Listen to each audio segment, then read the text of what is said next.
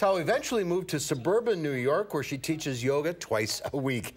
And despite 4 hip replacements, she also does ballroom dancing at the Fred Astaire Dance Studio. And she's been on the TV show America's Got Talent. She says it all comes down to breathing. The breath is teaching us, she says.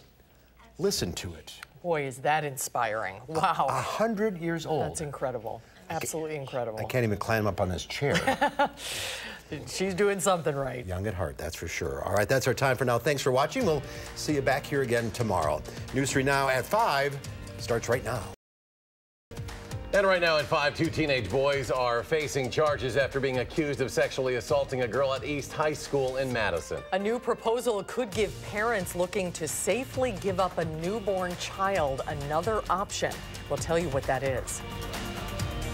From the Channel3000.com Alert Center, this is News 3 Now at 5. And thanks for staying with News 3 Now. East High families are still asking questions of 2 15-year-old boys late last week. They're accused of sexually assaulting a 15-year-old female classmate on school grounds. Our Amanda Quintana is here with more on what can be done to prevent this from happening again in the future. Amanda. Yes, well, District Attorney Ishmael Ozan told us one of the suspects had their initial appearance in juvenile court today, although we were not allowed inside that courtroom. What the school is focusing on now is could they have done anything differently to prevent this? 2 boys arrested, their female classmate saying they sexually assaulted her after school on East High School's campus Wednesday. The question many have, how could that have happened on school grounds? I'm here to assure you that the schools are definitely safe at night and that we have a presence in the building. Joe Ballas, the district's safety and security coordinator, says there are security guards in the building until 8 o'clock, including that night. Our building are full of kids, and kids will be kids. And as terrible and tragic as that incident sounds, I would just ask that people just be patient. But Missy Mail, the Rape Crisis Center's Director of Education Outreach, knows all too well incidents like this happen more than we realize. She says she's already reached out to the East High principal to offer students more information on consent, a presentation they've likely heard before. We do know forms of sexual assault are happening in schools every single day. Not always to this extent, but the way I like to approach it is what level of sexual assault is acceptable in a school. She wants to see the students learn about consent at a younger age, preventing this from happening in the first place. By the time we're brought in, a lot of times it's not until 8th or 10th grade, and so maybe at the earliest 13 years old.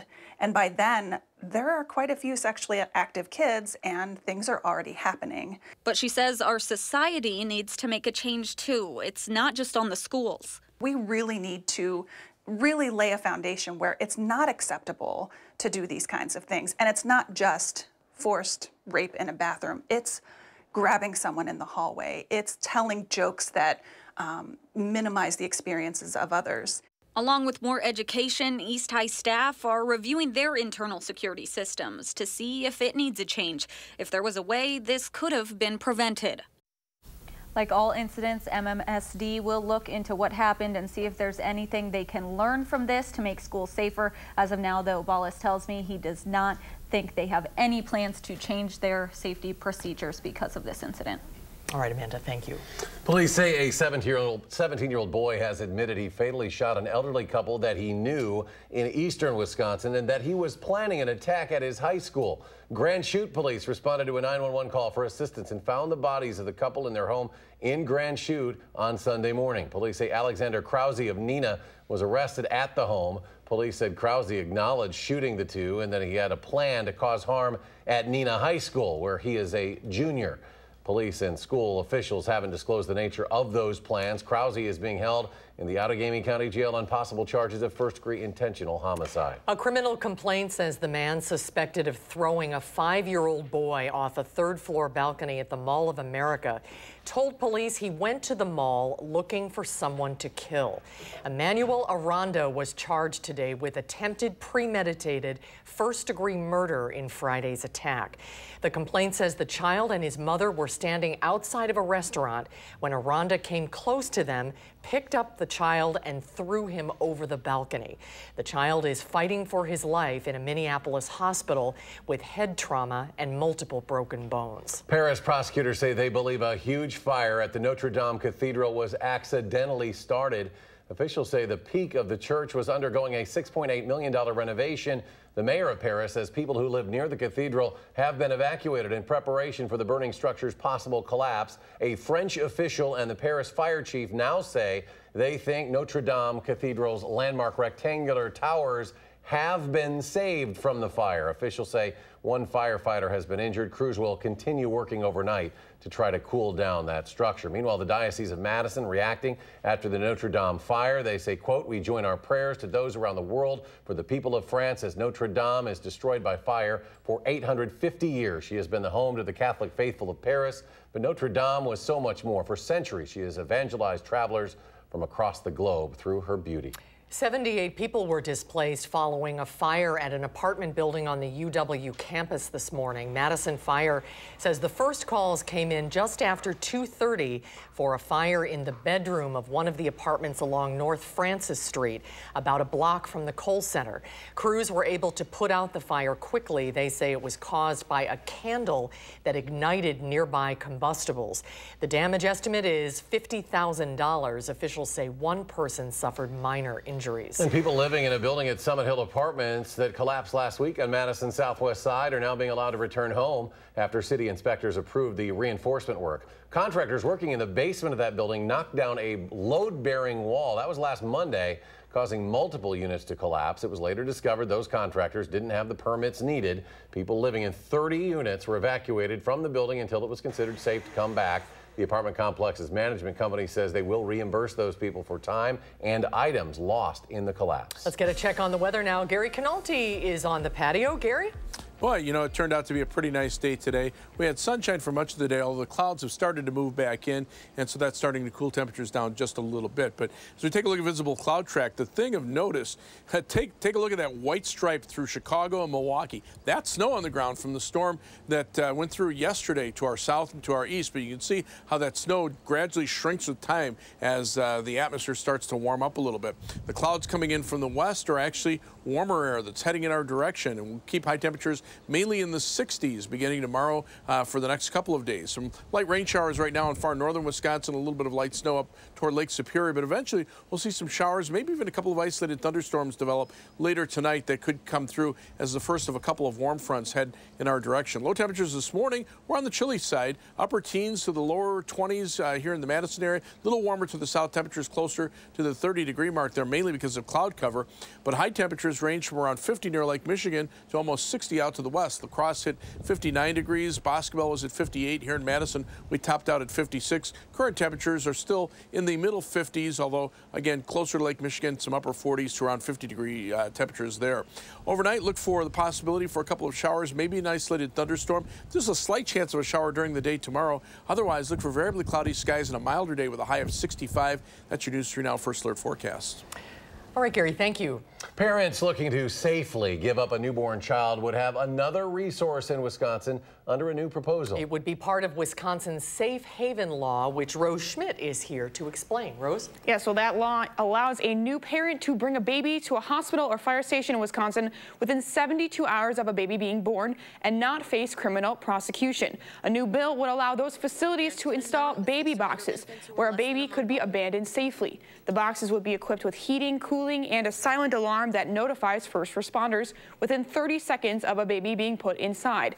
Madison police and fire officials say they can't remember a time when an infant was given up under that law in this city, but they're always ready in the event it does happen.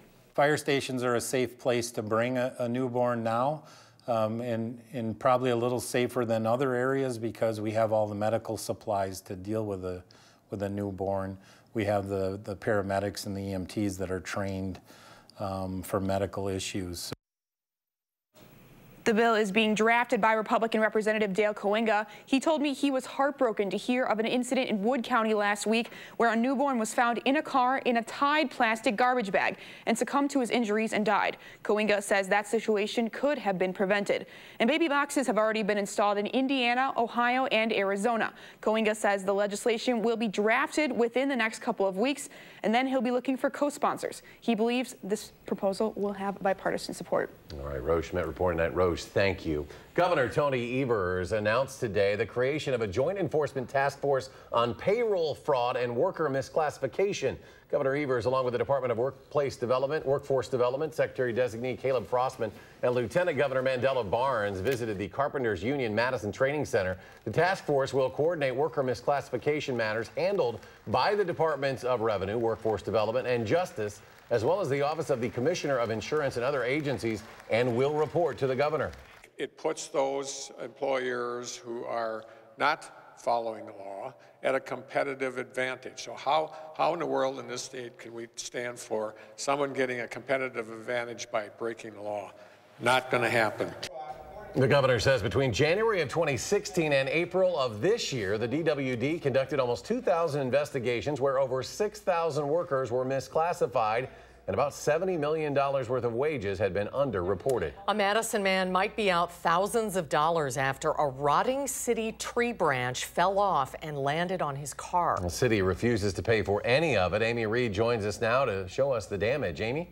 Mark Marion was only parking for a few hours. He found a spot, left his car, but when he came back, Madison crews were cleaning up a fallen branch that landed right on his hood. He's been able to tape some of this back in place, but you can see where it landed. There's a big scrape up one side of his hood. The windshield is cracked, and he had to tape the mirror back in place. This is going to cost about $5 grand to fix, and he said he's responsible for all of it. When he reached out to the city, their insurance said they aren't liable because they didn't know about it beforehand. I mean, if it was on my property and the tree fell, I'd be responsible for it.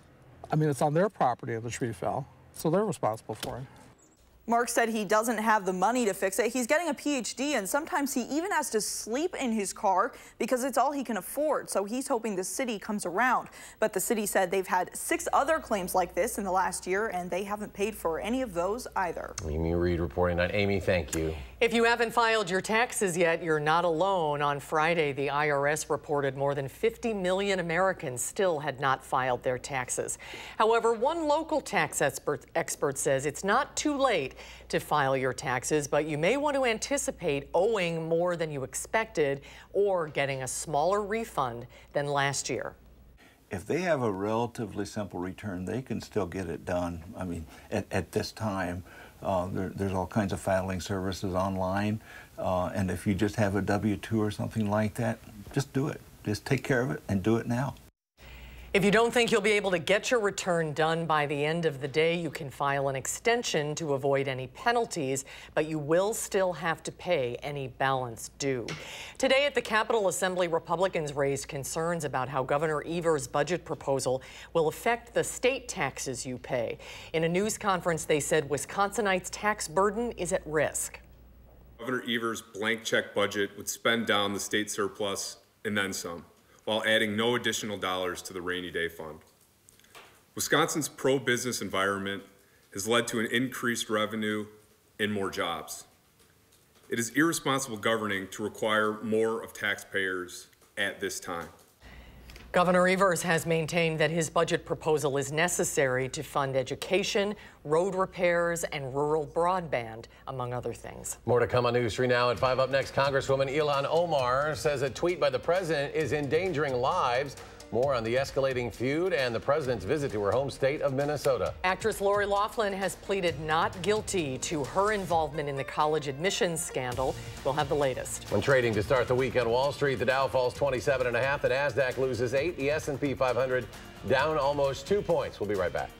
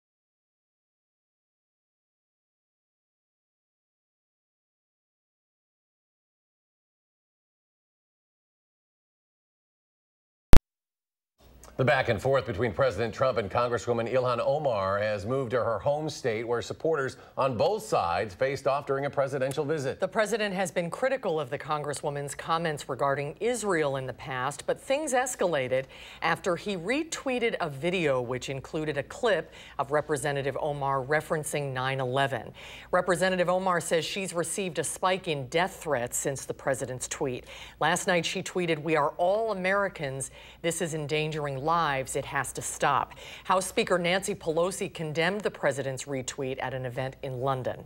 I don't think any president of the United States should use the tragedy of 9/11 as a political tool. She's just attacking President Trump. She needs to back down. What is her agenda? Speaker Pelosi has asked Capitol Police to step up security for Congresswoman Omar. Federal judge has denied bail to a Chinese woman charged with lying to briefly gain admission into President Trump's Mar-a-Lago club. The judge refused to set bail for the 33-year-old woman, saying there's an extreme risk of flight if she were released. The woman was arrested March 30th after Secret Service agents say she gained admission to Mar-a-Lago by falsely telling a checkpoint guard she was a member there. The agents say she told a clerk inside she was there for a non-existent Chinese-American event. Friday, an indictment charged her with lying to federal agents and illegal entry. Anticipation is building this week as Attorney General William Barr prepares to release a redacted version of the 400-page Mueller report. The release could renew questions about the president's conduct in office. The White House says it considers Barr's 4-page summary a total exoneration of President Trump. Democrats say they want to see the full report and judge for themselves. Actress Lori Loughlin, her fashion designer husband Massimo Giannulli, and other prominent parents are pleading not guilty in the college admissions bribery scam. The couple and more than a dozen other parents were indicted last week on charges of mail fraud and money laundering conspiracy. Loughlin and Giannulli are charged with paying $500,000 in bribes to get their daughters admitted to the USC as crew team recruits, even though neither is a rower. Fellow actress Felicity Huffman and 12 other parents have agreed to plead guilty. To weather now, Gary's here in the studio. Gary? Well, kind of an interesting day. Yesterday we were chilly. Today we had sunshine and temperatures warmed up. But take a look at the snow that's still on the ground across parts of northeastern Illinois and far southeastern Wisconsin. That was the snow that missed the Madison area yesterday, but brought several inches of snow accumulation into the Chicago area. And you can see this on the visible cloud track. Here's the swipe of snow that went right from Milwaukee southward into Chicago. But you can see how that shrinks with time as the atmosphere warms up and that snow starts to melt. Also some snow on the ground up to the north starting to shrink away as well. But clouds are streaming in from the west, and already there are a few scattered showers up to the north, even a little bit of snow up toward Lake Superior. But eventually we'll see some showers, maybe an isolated thunderstorm pop up. Already some showers starting to develop over western portions of Iowa. Now, tomorrow should be relatively quiet, but the severe weather outlook for Wednesday already puts us in a marginal risk of severe thunderstorms from Madison southward and a slight risk south of I-80 in eastern Iowa. And there also could be a severe weather threat into Thursday as well. So we're getting to that time of year where we have to keep an eye out for the potential for severe weather, as well as the possibility for some locally heavy rains and any heavier thunderstorm that develops. The USGFS computer model showing through early Saturday morning generally about an inch to an inch and a half of rain through southern Wisconsin. European computer model about the same, or in some cases even a little bit higher, about 2 inches in Madison. It's hard to pinpoint exactly who would get the heaviest rains because of where the thunderstorms will be, but still, that's an indication that we've got some rain on the way over the next few days that could at least cause some localized problems with flooding. Live view from the Queeby Radio Skycam in Platteville. Skies are mostly cloudy there. The WISC Skycam looking out toward the east shows a couple of breaks in the clouds, but generally cloudy skies. Edgewater Skycam in downtown Madison looking out over the southern end of Lake Mendota. A little bit of sun trying to glint off the water. High today, 56 degrees. Low temperature 22, so the high temperature about where we should be. Low temperature was on the cold side thanks to the skies clearing out last night. We're at 55 now. Winds are out of the south at 15 miles per hour. The air is still pretty dry. The humidity only at 35%. As we look at current temperatures, they range from the 30s up near Lake Superior, and then on the other side of Lake Michigan, barely in the low 40s. Whereas to our south and west, look at the 70s starting to show up over parts of Iowa. Upper level winds right now are from the west-northwest, but notice the big drop in the jet stream here. A powerful storm system will start developing and head northeastward. That's what will bring us the thunderstorm chances over the next couple of days, but also start bringing in some milder weather. On the other side of this warm front, temperatures are generally in the 70s to lower 80s, so look for temperatures at least into the mid-60s. Depending on cloud cover, we could see temperatures even a little bit warmer than that. So our forecast for tonight calls for mostly cloudy skies, a slight chance for a shower or thunderstorm, mainly later on tonight. Low temperature not as cold at 40. And then for tomorrow, look for a high temperature of 65 degrees with variably cloudy skies and just a slight chance for a shower.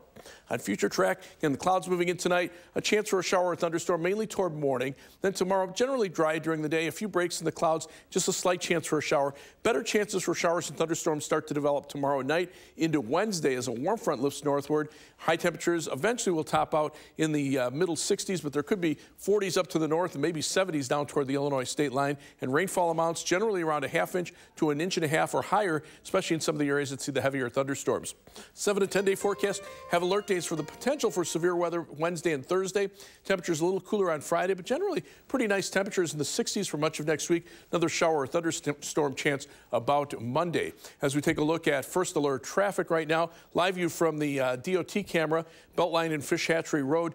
Pretty slow traffic, especially in the eastbound direction. Seeing delays start around West Broadway and going back to just east of Verona Road. Westbound not too bad as far as the Beltline is concerned. Right now 15 minutes on the eastbound belt or the westbound Beltline from the interstate to University Avenue, but 21 minutes going back in the eastbound direction. Heading out of Madison, it's 27 minutes down to Janesville on I-3990, 16 minutes to Sauk City on US 12, and 19 minutes to Sun Prairie on East Washington Avenue, US 151. That's your News 3 Now First Alert Traffic. Thank you, Gary. Ahead at 5, malware attacks are ramping up ahead of tax day. How experts are working to protect your information. It's after a short break.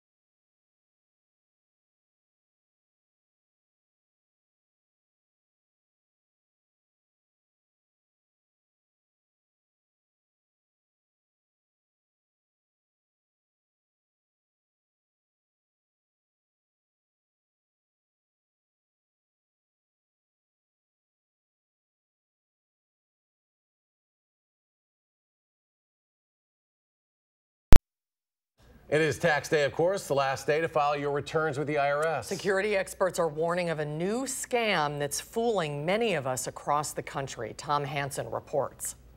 How many threats are you facing every day?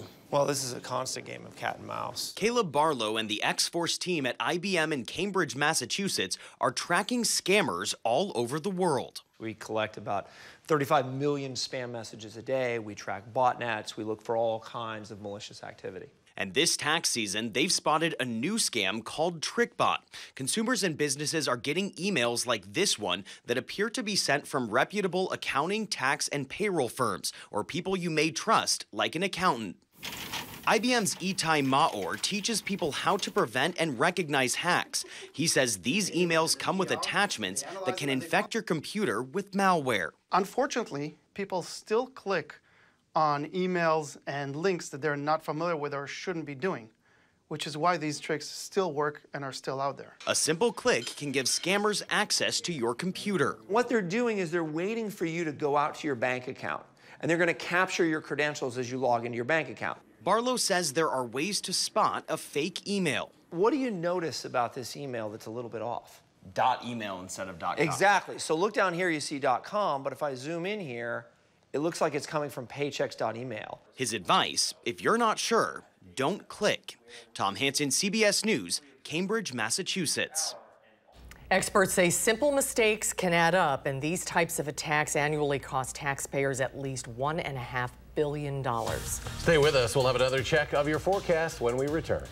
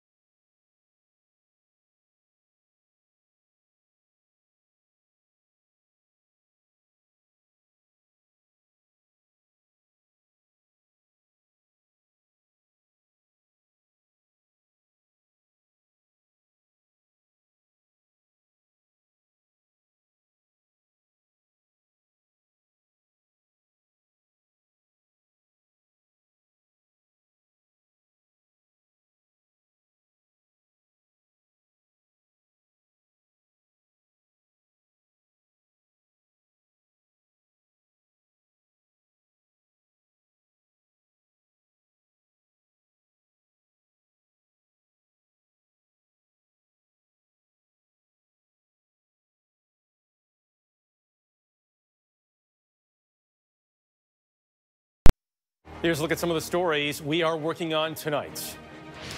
We're in Paris with multiple reports as a fire rips through the historic Notre Dame Cathedral. Eye on America, 1 year after a family was separated at the border, we go inside a reunion. And Deborah Norville's message following her cancer scare. It's all tonight on the CBS Evening News. And not bad out there, but some April showers on the way. Yeah, right? clouds are moving in, probably see some showers at some point tonight, maybe even an isolated thunderstorm. Shouldn't amount to very much. Right now, temperatures are still pretty mild. 55 in Madison, a little cooler closer to Lake Michigan.